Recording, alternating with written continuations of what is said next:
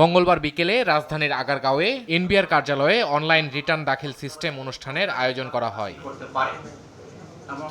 এ সময় কর প্রদান প্রক্রিয়া সম্পূর্ণ অটোমেশন করার কথা জানান এনবিআর চেয়ারম্যান, যার লক্ষ্যমাত্রা ধরা হয়েছে আগামী বছরের 1 জুলাই।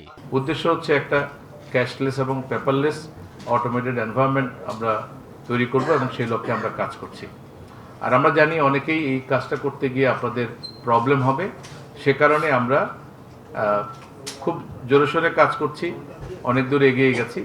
আশা করি আগামী বৃহস্পতিবার থেকে আমরা আমাদের যে কল সেন্টার, যেটা সকাল 9টা থেকে বিকাল 5টা পর্যন্ত, যারা সমস্যায় পড়বেন যে আমরা পেমেন্ট করতে পারছি না, লগ ইন করতে পারছি না, আমার এই সমস্যা হচ্ছে, এই সবগুলো প্রশ্নের জবাব আপনারা সেই সিস্টেম থেকে পাবেন।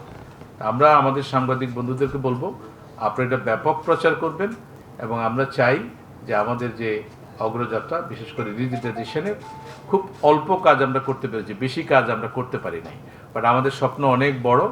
আমাদের ডেভেলপমেন্ট পার্টনাররা সবাই এগিয়ে এসছেন। নাগরিক সেবা পেতে সামর্থ্য অনুযায়ী সবাইকে ট্যাক্স দেওয়ার আহ্বান জানিয়ে ট্যাক্স আদায়ে আরও জোর দেওয়ার তাগিদ দেন অর্থ ও বাণিজ্য উপদেষ্টা। পরনির্ভরতাটা কাটিয়ে উঠতে পারবো, তাই না? বৈদেশিক ঋণ বলুন, দেশীয় ঋণ বলুন, মোস্তফারে ঋণ করে ঘি খাওয়ার মতো অবস্থা তো আমরা হিসেবে করতে পারবো না, তাই না? অতএব এটা আমাদের অনুরোধ, একটু সিস্টেমটা হয়তো কিছু গ্লিচ থাকতে পারে মাঝে মাঝে, এটা আবার যারা প্রয়াস দেবেন তারা দেখে একটু বোঝাবেন। আর যেটা আমরা কল সেন্টার করেছেন, এটা ভেরি ইম্পর্টেন্ট। ওরা তবে কল সেন্টারের লোকজন রাখবেন যেন কল সেন্টার উত্তর দেয়, সেটা আমাদের দেশের কল সেন্টার একটা ব্যাপার।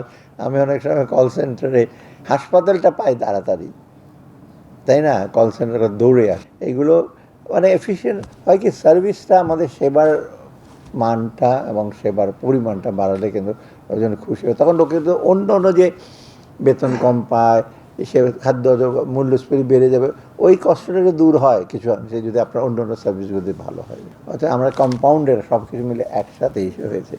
অতএব আমি মনে করি আপনারা এই যে ট্যাক্স যারা দেবেন এবং ট্যাক্স অ্যাসেসমেন্ট, আর একটা জিনিস ট্যাক্সের ব্যাপারে, ভ্যাটের চেয়ে বোধ হয় ট্যাক্সের ব্যাপারে আমাকে সেই দিন অ্যাডভাইজার বললেন, আরে আপনার ওখানে ট্যাক্স এত হয়রান, কবে যাব আমি এনবিআরে? আমি তুমি কেন এনবিআর যাবো? আমার জুনিয়র, আমি অ্যাডভাইজার, তুমি অ্যাডভাইজার দরকার নেই, ওই চেয়ারম্যান সাহেব আছেন, মেম্বার এটা অ্যাড্রেস করবে। গ্রিভান্স, আমি বলি গ্রিভান্স একটা ইসে আছে বলতে, তাই না? হ্যাঁ, যদি ওরা বলে যে এটা আপনি একটু অ্যাড্রেস করেন, কারণ মানুষের শোনা দুঃখ শোনা ভালো, যাতে সলভ করেন। আমার এক বন্ধু আছে ডাক্তার, সে আমাকে আপনি কোন ডাক্তারের কাছে যাবেন যে আপনার কথা শোনে। রিটার্ন প্রক্রিয়া ও প্রাতিষ্ঠানিক পুনর্গঠনের কাজও চলমান বলে জানান অর্থ ও বাণিজ্য উপদেষ্টা। ইফতেখার রেজা, দেশ টিভি, ঢাকা। রিটার্ন সাবমিট করতে চান?